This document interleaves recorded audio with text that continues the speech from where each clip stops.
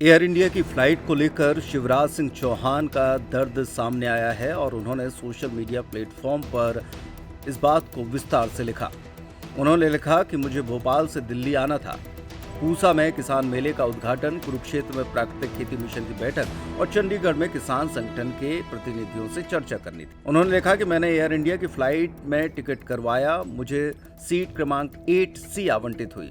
Seat टूटी और धसी हुई थी और बैठना बेहद तकलीफदायक था।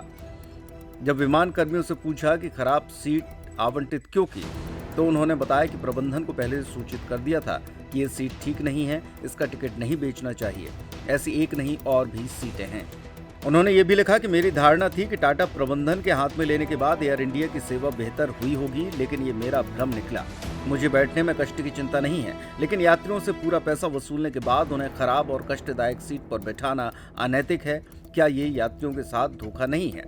ऐसे में सवाल ये उठता है कि सरकार भी शिवराज सिंह चौहान जी की है और वे सरकार में मंत्री भी हैं, लेकिन ऐसे में उन्हें ये बात सदन के पटल पर रखनी चाहिए थी।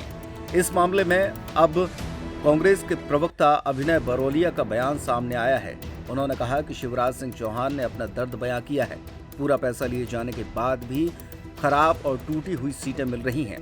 एयर इंडिया को बेचे जाने पर यात्रियों को किस कदर तकलीफ का सामना करना पड़ रहा है, ये खुद पूर्व मुख्यमंत्री और केंद्रीय कृषि मंत्री शिवराज सिंह चौहान बयान कर रहे हैं और ये जनता के साथ छलावा है।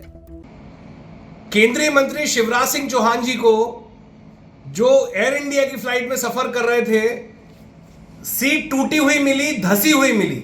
आप समझ सकते हैं, जब केंद्रीय मंत्री पूर्व मुख्यमंत्री शिवराज सिंह चौहान जी की एयर इंडिया में ये स्थिति है, तो आम आदमी की क्या होगी।